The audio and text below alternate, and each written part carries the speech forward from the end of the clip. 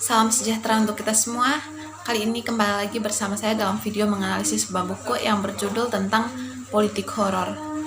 Baik, sebelum kita melangkah lebih jauh tentang pembahasan inti dari buku ini, izinkan saya untuk memperkenalkan diri. Nama lengkap saya Melania Jehanur, saya mahasiswa Universitas Nusa Cendana, program studi sosiologi. Sedikit analisis singkat dari saya mengenai buku yang berjudul tentang politik horor. Baik, kita langsung saja ke pembahasan. Horor mempertahankan standar fundamental saat bekerja untuk memulihkan dan memperbesar kapasitas untuk mengenali kejahatan. Sebuah ketukan melawan kegelian adalah bahwa itu bisa menjadi moralisme yang menyimpang. Dan ini adalah bahaya. Tanpa gambar dan arketip yang berlebihan, horor bisa terjatuh ke dalam melodrama dan stereotip. Itu bisa puas dengan sensasi kecil atau keuntungan besar dari perangsang, eksploitasi, dan kekerasan. Kecanggihan tentang kejahatan harus menyelamatkan. Genre ini sering memperlakukan kejahatan sebagai benda dalam dan kepada diri mereka sendiri, sebagai sesuatu yang substantif dan bukan sebagai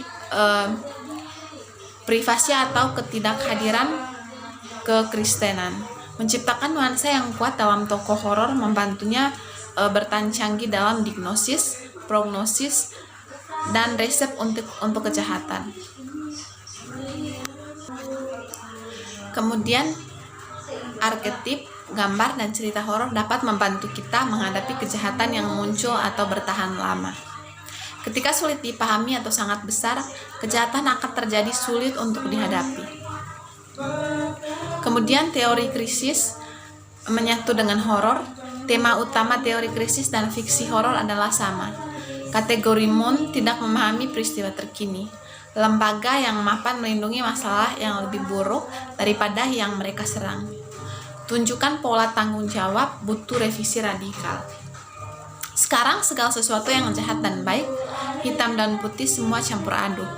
Teori krisis menjelaskan kekosongan moral dalam masyarakat kita, bahkan ketika tidak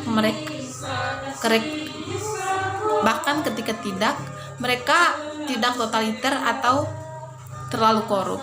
Mereka berbagai perasaan bahwa ada lubang di tengah-tengah, tepat di tengah-tengah hal.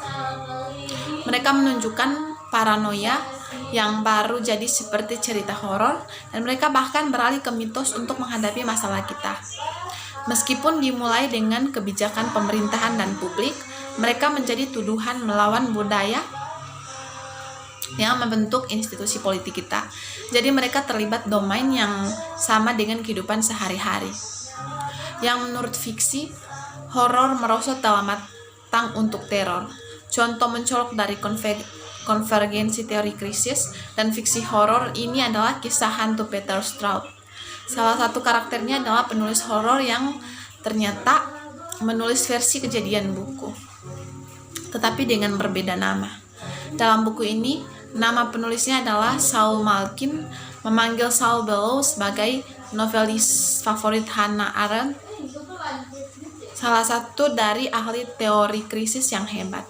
Nama untuk Cheng Ling, perempuan baru yang pernah Anna Monstein di teks utama, adalah Rachel Verney. Membangkitkan Arendt mempelajari Rachel Varnhagen mengelola salon sastra. Dia melambangkan perjuangan seorang perempuan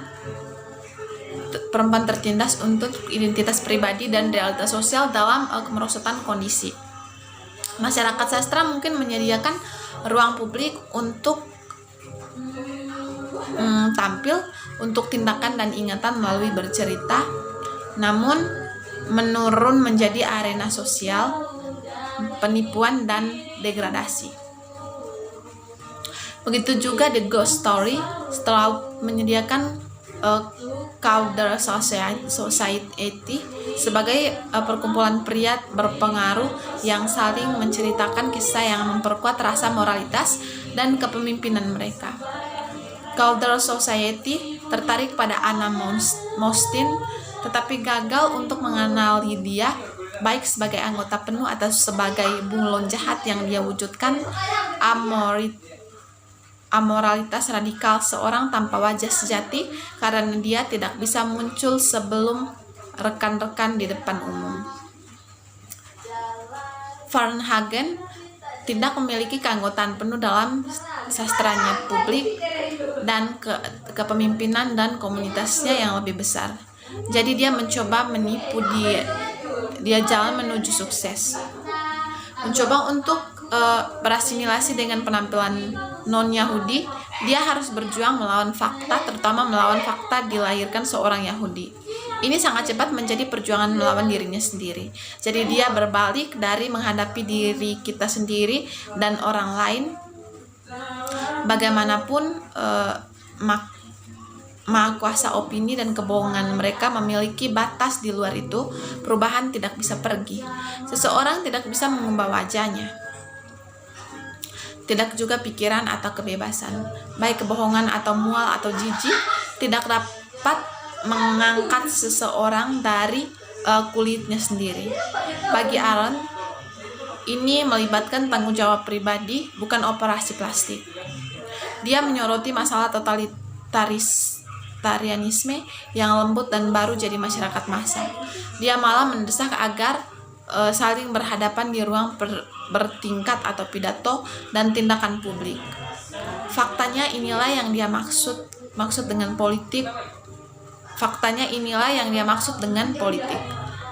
Varnhagen menunjukkan subversi politik vital oleh masyarakat belaka, di mana kengerian keputusan dan kekerasan menjadi terlalu akrab. Anna Mostin menunjukkan hal yang sama. Pengaturan dan acara Salons Laut mendorong terkait bacaan. Seringkali kita meremehkan teori krisis dan cerita horor dengan ejekan daripada argumen. Di sini menganggap cerita horor sebagai hiburan melodramatik untuk audiens populer dan menganggap teori krisis sebagai abstrak historis oleh intelektual yang tidak praktis. Namun teori krisis membantu menjelaskan politik pentingnya cerita horor dan daya tarik populer dari fiksi horor menyoroti kekuatan potensial teori krisis.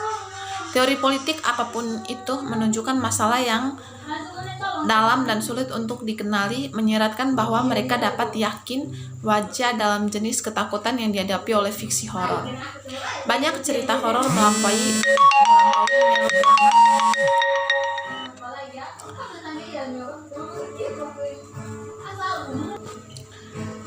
kebajikan yang berjaya dan ketertiban dipulihkan. Yang berikut, realisme dan konstruktivisme. Realisme dan konstruktivisme, penyamaran James D. Fielder pada tahun 1991, permainan pertama dalam sistem aturan pendongeng dan horor dunia, kegelapan pengaturan permainan peran. Penyamaran adalah salah satu dunia permainan peran paling populer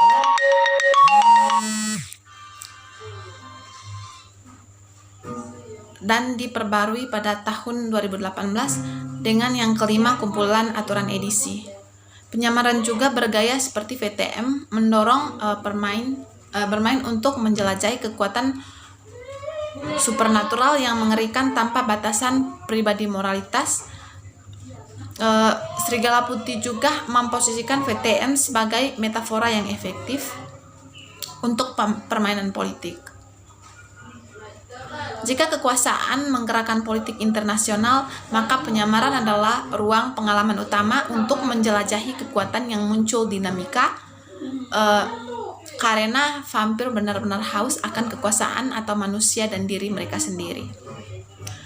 Apa arti politik horor ketika pemain mewujudkan horor sendiri dan ketika karakter menciptakan pemerintahan supernatural yang mencakup baik jarak dalam permainan dan dunia nyata, menganalisis kekuatan yang muncul dan dinamika norma dalam vampir, penyamaran melalui realisme dan konstruktivisme, dua teori utama hubungan internasional, menggunakan pengetahuan untuk review, wawancara pemain,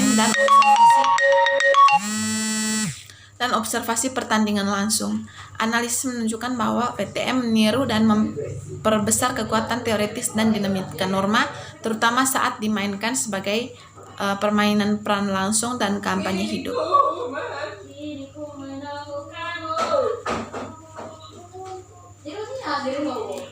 Permainan peran dan kriminalitas. Penerapan permainan peran untuk menganalisis politik horor. Sejak peran bermain game berfungsi sebagai eksperimen alami untuk menilai keputusan manusia.